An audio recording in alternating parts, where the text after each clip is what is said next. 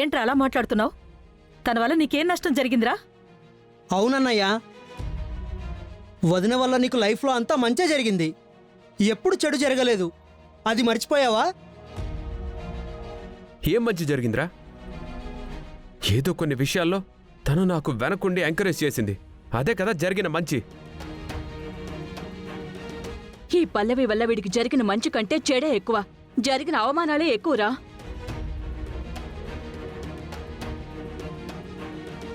చూడు, చందును అరెస్ట్ చేయించి మొత్తం కుటుంబం పరువును తీసుకెళ్లి పోలీస్ స్టేషన్లో పాడేసింది. ఇదొచ్చిన దగ్గర నుంచి అసలు ఇంట్లో ఎవరికి మనశ్శాంతి లేకుండా పోయింది. నాన్న చరణ్, నువ్వెలా ఫీల్ అవుతున్నావో తెలీదు కానీ నాకైతే అసలు దాన్ని భరించడం నా వల్ల కావడం లేదురా. వద్దురా, నేను బాధపడినా పర్వాలేదు కానీ నా కళ్ళ ముందు నువ్వు ఇలా బాధపడుతూ ఉంటే చూసి తట్టుకోలేకపోతున్నాను. కాబట్టి దానికి విడాకులిచ్చేద్దాం.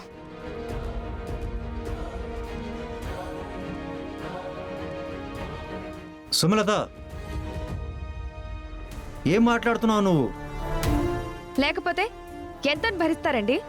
ప్రతిసారి ఇలాగే మనుషుల్ని మానసికంగా హింసిస్తూ ఉంటే? ఆహా, నీ వల్ల కూడా నాకు చాలా ఇబ్బందిగా ఉంది. నీకు కూడా విడాకులు ఇచ్చేయమంటావా? అనయ్య, చిన్నదినికి పెద్దదినికి పోలిక.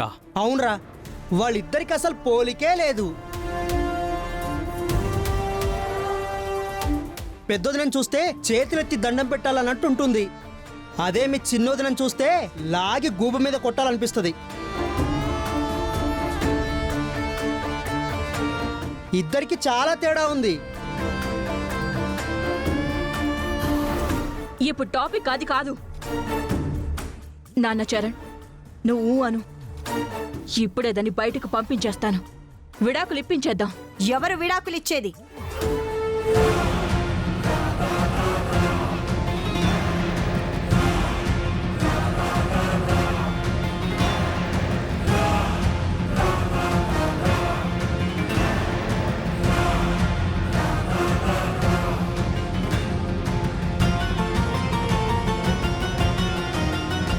ఎవరు ఎవరికి విడాకులిచ్చేది?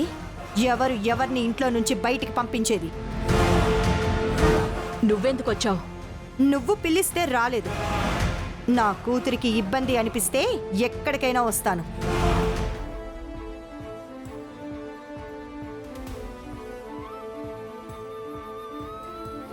వదినా, ఈవిడెవరు? కూతురు అంటుంది. కూతురు లేదు, పాడు లేదు. వరసకి కూతురుగా ఫీల్ అవుతూ ఉంటుంది ఆ పల్లవిని. ఈవిడొచ్చిందంటే మొత్తం సీళ్లు మార్చేస్తూ ఉంటుంది. ఆవిడతో కొంచెం జాగ్రత్తగా ఉండు.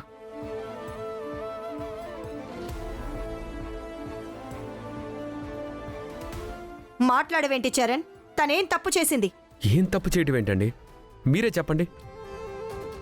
భార్యాభర్తలు అన్న తరువాత చిన్న చిన్న మనస్పర్ధలు వస్తూ ఉంటాయి, కోపతాపాలు వస్తూ ఉంటాయి. ఒక దెబ్బ కొట్టడం జరుగుతుంది. అది అందరిళ్లలోనూ జరిగేదే కదా. దాన్ని ఈవిడి గారు వీడియో తీసి పోలీస్ స్టేషన్లో కంప్లైంట్ ఇచ్చింది. అవును, నన్ను పోలీస్ స్టేషన్లో పెట్టించి కొట్టించిందండి. మీకేం తెలుసు నా బాధ? ఇదిగో ఇదిగో చూడండి, దెబ్బలు చూడండి. దీనేమంటారు? తప్పు కదా? ఇంట్లో జరిగే విషయాలను ఇలా బజార్లో పెట్టొచ్చా?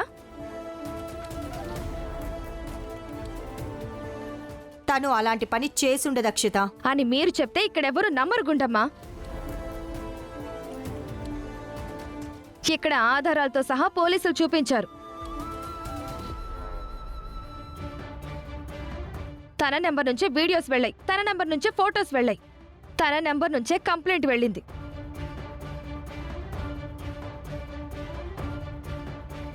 అది ఇక్కడ అందరికీ తెలుసు. ఎవ్వరూ పల్లవి మీద నిందలు వేసేయడం లేదు. చరణ్ ఊరికే తనని వద్దు అని చెప్పడం లేదు.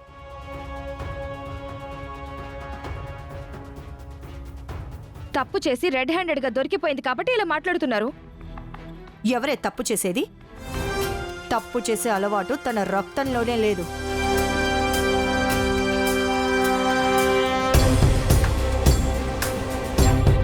మరి ఇప్పుడు చేసిందాన్ని ఏమంటారండి? హ, ఎక్కడో పొరపాటు జరిగింది అంటాను. అదేనండి. పోనీ ఆ పొరపాటు ఎక్కడ జరిగిందో కూడా చెప్పండి.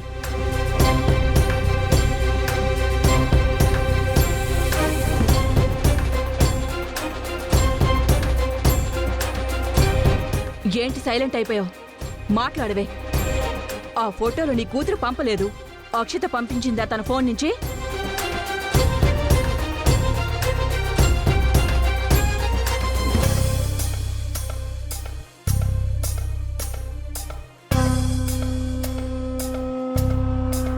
అక్షిత పంపించడమా? ఆంటీ, ఏం మాట్లాడుతున్నారా ఆంటీ? నేనెందుకు పంపిస్తాను? నేనేదో క్యాజువల్గా చెప్తున్నాను. పల్లవి నుంచి ఈ ఫోన్ వేరే వాళ్ళు తీసుకుని వీడియోలు పంపించేస్తారా? అది జరిగే పనేనా?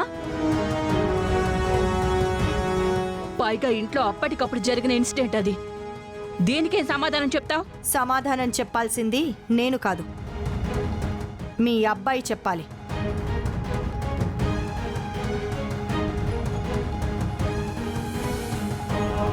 ఏం చరణ్, నిజంగా పల్లవి తప్పు చేసిందని నువ్వు నమ్ముతున్నావా? సాక్ష్యాధారాలతో సహా కనపడుతున్నాయి కదా. నేనడుగుతోంది మీ అన్నయ్యని, నిన్ను కాదు. హ, నిన్నే చరణ్. పల్లవి ఈ పని చేసింది అంటే నువ్వు నమ్ముతున్నావా? నమ్మకుండా ఎలా ఉండగలం మేడం? లేదు, తను తప్పు చేసింది అని పూర్తిగా నువ్వు నమ్మడం లేదు. నిజంగా నువ్వు నమ్ముంటే కనుక ఈ పాటికే నా కూతుర్ని బయటికి గెంటేసేవాడివి.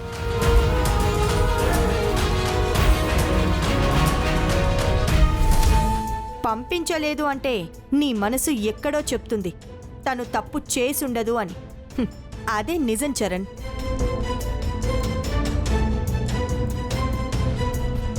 కంటికి కనిపించినవన్నీ నిజాలు అవ్వవు అంటారు. ఆ మాట నిజంగా నిజం. మీరందరూ పల్లవి తప్పు చేసింది అంటున్నారు. పల్లవి నాకు తెలియకుండా వీడియోలు, ఫోటోలు నా ఫోన్ నుంచి వెళ్ళాయి అని తనే చెప్తుంది.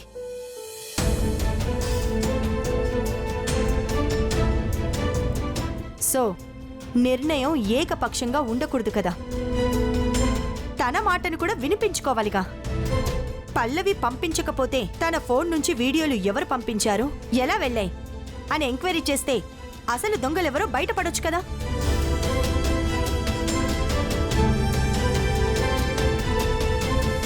మన కంటికేమో ఆధారాలు కనిపించాయని, అదే నిజమని మన చుట్టూ ఉన్నవాళ్లు ఏదో చెప్తే వాళ్ళు చెప్పింది కరెక్ట్ అని ఏకపక్షంగా నిర్ణయాలు తీసుకోవడం కరెక్ట్ కాదు.